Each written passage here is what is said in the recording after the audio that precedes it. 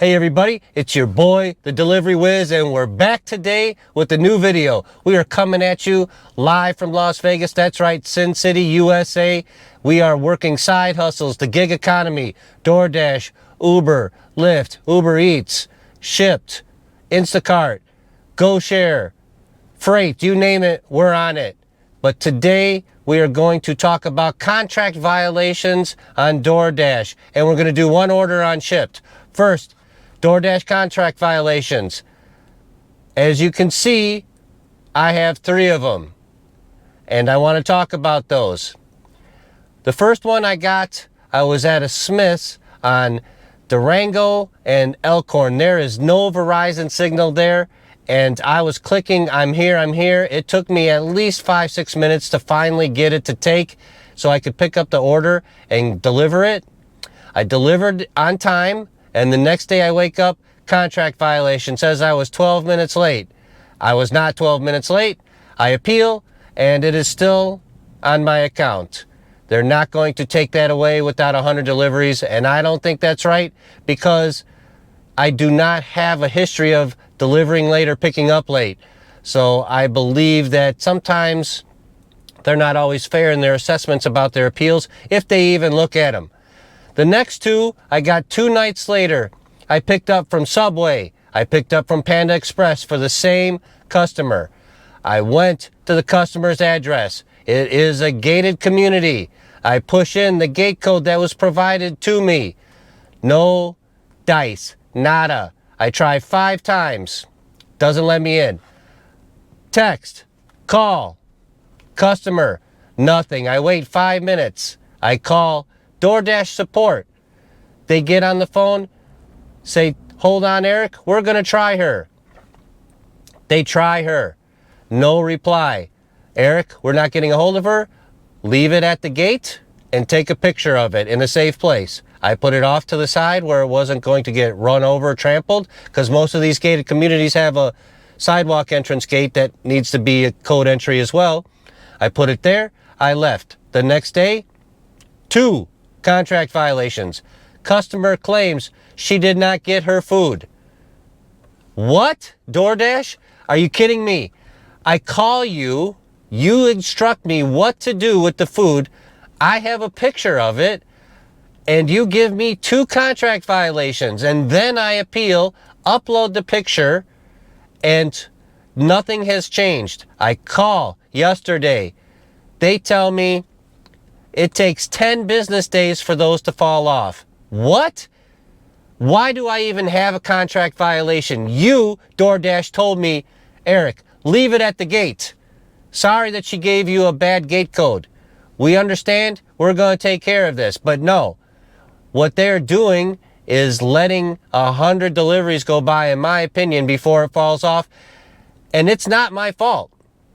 I mean, what else can I do? I pick up the food, I take it, the gate code doesn't open up the gate. No cars come in at, midnight, 12:30 in the morning to open up the gate so I could sneak through and deliver the food anyway, which happens sometimes in gated communities. So if you're in that situation, wait it out a couple minutes. A lot of times somebody will come in and you'll be able to get in anyway. And then you're blaming me. You're going to give me contract violations. Because what? I don't know. I feel like they do this so then they have a good reason to deactivate you.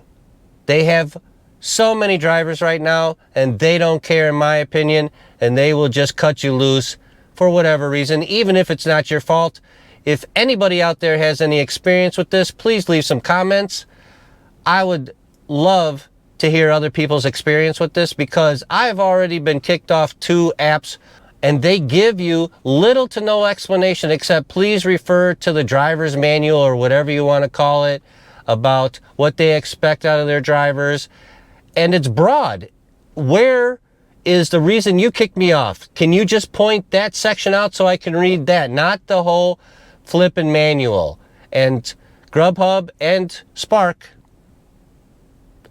And Grubhub said no appeal. Spark denied my appeal. But both of those apps and platforms, I have no idea why I was kicked off. None whatsoever. So like I said, I believe DoorDash does this with the hopes that maybe they can use it against you, because why wouldn't they just get rid of those? They have, when I called in too, and after I appealed these 2 latest contract violations, I called in, like I said, yesterday, and on the phone, yes, we see you tried to send the customer messages about a new gate code. Yes, we see you called us and we instructed you to do this, but at the same time, too bad, so sad for you. All right, whatever. Now we're going to go into Smith's. We have a 6-item, $12.33 order for 3.3 miles on Shipt. Generally, I don't take these. It's a promo. They added $5 on. Otherwise, it was going to be $7.33, and there's no way I would do it. I am curious to see if Smith's is mapped out as well on Shipt as it is on Instacart, and how it is to actually do a shop and pay and deliver on Shipt platform versus Instacart. And we'll have that info here in just a few minutes. So let's go shop. All right, we just finished shopping at Smith's for Shipt.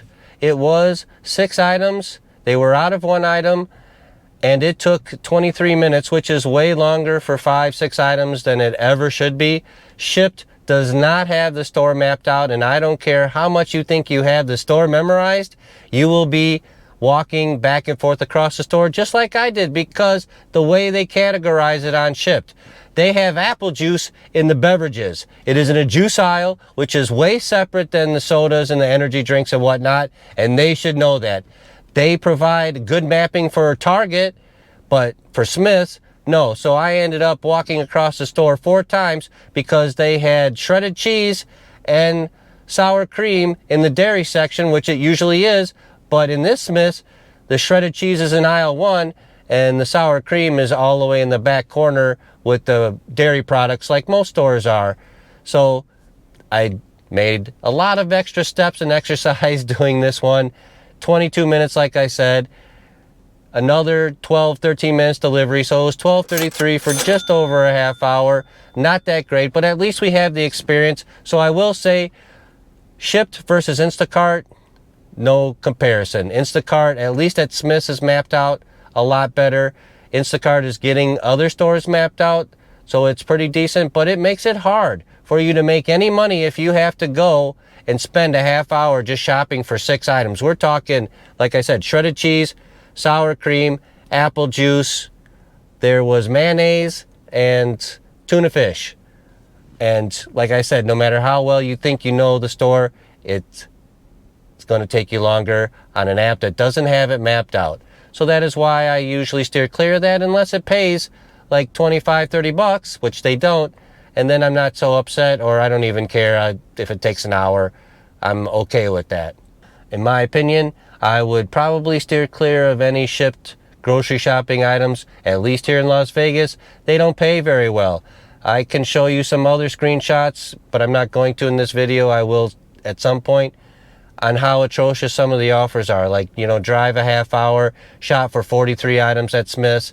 It's going to take you 2 hours to complete that job for the same $12 I just got paid. It's not worth it. So just be wise when you're taking offers. Don't be so desperate to grab one because there's nothing going on. I will say though, on Shipt, the Target offers aren't too bad, so keep those in mind when you're doing Shipt.